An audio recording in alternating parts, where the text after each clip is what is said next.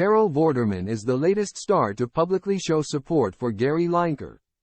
Carol Vorderman is the latest star to publicly show support for Gary Lineker after he was suspended from the BBC for a Twitter post criticizing the immigration bill.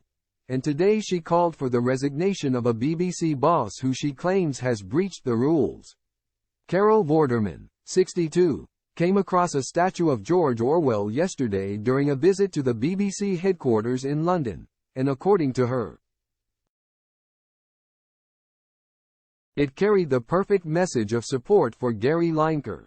The inscription on the wall beside the statue spelt out in huge letters, "If liberty means anything at all, it means the right to tell people what they do not want to hear."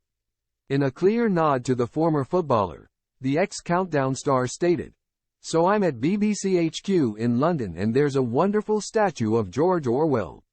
Look at the words, very apt at the moment."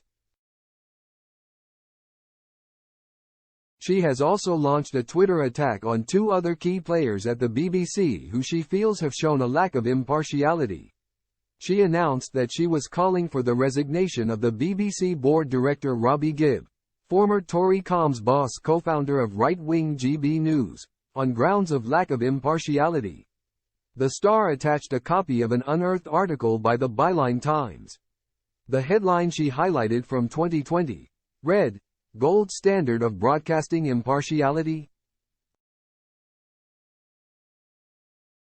New BBC board member Sir Robbie Gibb recently championed Boris Johnson.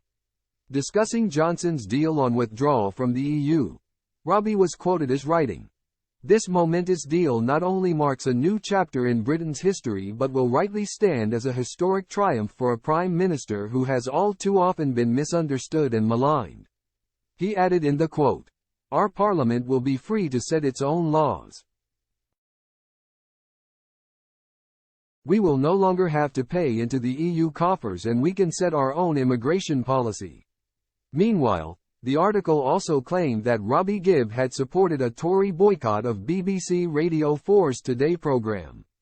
In an interview with the Taxpayers Alliance, he criticized the show and suggested that the interviews it conducted with politicians were designed simply to attract social media shares. Today, Carol urged followers to flood the BBC with emails of complaint about both Robbie Gibb and Richard Sharp, the BBC chairman who helped Johnson to gain a loan of £800,000.